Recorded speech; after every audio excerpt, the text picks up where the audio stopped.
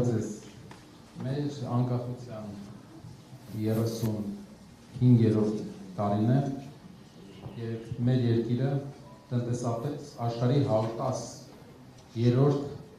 աղքատ երկիրն է։ Այսօր մեր երկիրը ունի լավարկման և մեծ բարեփոխման կարիք։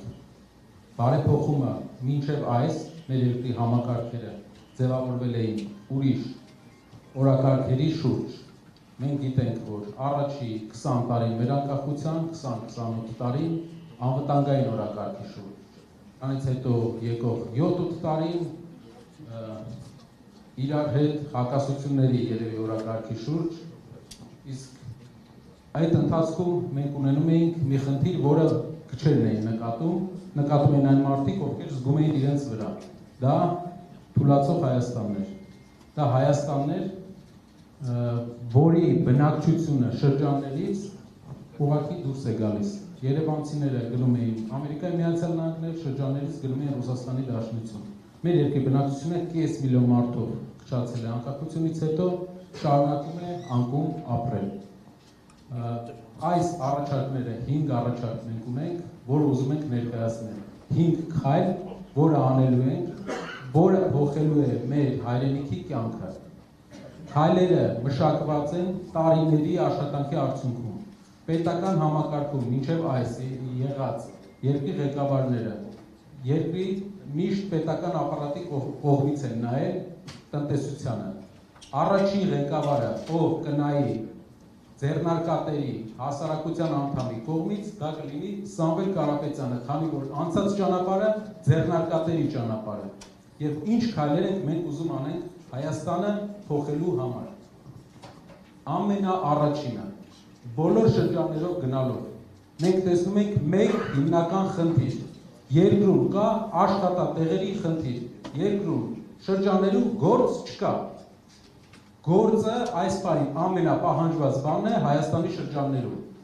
Դրա պատճառով մարդիկ մեկնում են արտերկիր, դրա պատճառով մարդիկ թողում են իրենց ընտանիքները այստեղ եւ ունենում են բազմաթիվ հետևանքներ բացասական։ Առաջինը դեմոգրաֆիկ հետևանք, երկրորդը ծայրահեղ աղքատություն շատ շրջաններում։ Այս բոլորի լուծման ճանապարհը մինչև հիմա պետությունը գտել է մի ուղղությամբ։ Հավաքել է բյուջե եւ տվել է ինչ-որ արտոնություններ, ֆինանսական սուբսիդիաներ, ինչ-որ ուղղություններով։ Արդյունքը մենք տեսնում ենք այն ինչ-որ ունենք։ Երկրի շրջաններում արդյունաբերությունը, արտադրությունները վերջի տարիներին անկում են ապրում։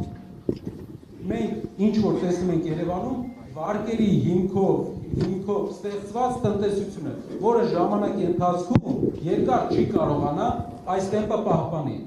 Ինչ ենք մենք առաջարկում։ Առաջի քայլը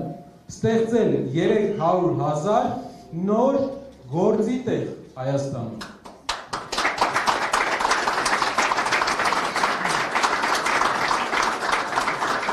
Շատերը կասեն, բոլորը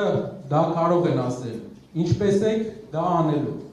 Սրա տակ կա մակրոտնտեսական ուղենշված քաղաքականություն։ Մենք ունենք պլանավորած քաղաքականություն, թե ինչպես 300,000 նոր գործի տեղ ստեղծել Հայաստանում։ Քաղաքականության հիմքում ընկած է առաջի քայլը արդյունաբերականացում, վերաարդյունաբերականացում։ Հայաստանը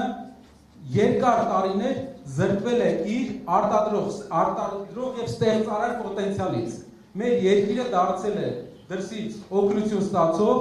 վարկերի հաշվին ապրող եւ ծառայություններով ինչ որ ձև յոլա գնացող երկիր։ Դինամիկ երկիր ունենալու համար մենք պետք է ստեղծարար տնտեսություն ունենանք։ Ստեղծարար տնտեսությունը դա արտադրություններն են եւ ծառայությունների արտահանումն է։ Ինչ ձևով ենք մենք իրականացնելու 300,000 գործի տեղի ստեղծումը։ Առաջինը, մեր երկիրը տարեկան, եթե վերարտանում անենք, $7 միլիարդ ներմուծում է անում։ $7 միլիարդ։ Մեր երկրի ներմուծման եւ արտահանման տարբերությունը համարյա $4 միլիարդ է։ Եթե մեր երկրի ապրանքներն ենք նայում, վերարտանումը անում ենք։ Տարեկան Հայաստանը $4 միլիարդ ավելի գումար է ուղարկում դուրս, քան ստանում է։ մենք աղքատանում ենք 4 միլիարդ դոլարով, իսկ գիտեք ոնց է այդ աղքատության, այդ 4 միլիարդ դոլարի տարբերությունը Հայաստանը կոմպենսացնում, կամ դրսից հայերի փոխանցումներով, կամ պետական պարտքով, այսինքն մենք պարտքով ենք ապրում, վերցնում ենք Հայաստանի ներմուծման հիմնական կետերը, ինչ է ներմուծում Հայաստանի Հանրապետությունը, եւ սկսում ենք պլանավորված քաղաքականություն վարել այդ ներմուծման ուղղությամբ, որ գործարաններ ստեղծենք ներմուծվող ապրանքների ուղղությամբ։ Օրինակ, երկրում թիվ 2 ներմուծումը նավթամթերքն է, բենզին, դիզել։ Մենք գիտեք, շատերը գիտեք, որ մենք առաջարկել ենք նավթավերամշակման գործարան Հայաստանում, որը հում նավթ կբերի համարյա 2 անգամ, մինչև 2 անգամ էժան գներով եւ կվերամշակի մեր երկրում։ Տարեկան կես միլիարդ դոլարի շրջանառություն ունեցող ընկերություն է դա, որպեսզի դուք հասկանաք, Հայաստանում ընդամենը քաջարանի պղնձե մոլիբդենայինն է, որը մեր տնտեսության լոկոմոտիվներից մեկն է, այդ մակարդակին։ Մյուս բանը, մեր երկիրը ներմուծում է մեծ քանակությամբ գազ։ Հիմա կասենք ոնց է գազը ստեղ արտադրելու։ Գազի հետ կապված մենք համարյա կես միլիարդ դոլարի մեր երկիրը գազ է ներմուծում։ Բայց մենք ունենք հարևան Իրանի Իսլամական Հանրապետություն, ում հետ ունենք մի պայմանագիր, որով Իրանը համաձայնվում է մեզանից գնել էլեկտրականություն եւ իսկ մեզ տա գազ։ Ինչ ենք անելու մենք։ Մենք վերցնելու ենք գազը Իրանի Իսլամական Հանրապետությունից, այստեղ մեր գերմաէլեկտրակայաններ ենք ստեղծելու, որը հրազդանում ունենք, որը կստեղծենք նաև սահմանի Իրանի հետ։ Իրանը այդ տեխնոլոգիաներին չի կարողանում ունենա մուտք, քանի որ գտնվում է սահմանափակումների տակ։ Հայաստանը ունի մուտք։ Այդ տեխնոլոգիաներով, ջերմաէլեկտրակայաններով մենք կստեղծենք Իրանի սահմանին գազ էլեկտրականության դիմաց մեծ համակարգ, որը մեր երկիր կթողի տարեկան կես միլիարդ դոլար, որպեսզի դուք հասկանաք, դա իր քանակով էկվիվալենտ է ինչի է համեմատել։ Երևի երկրի ամբողջ թոշակների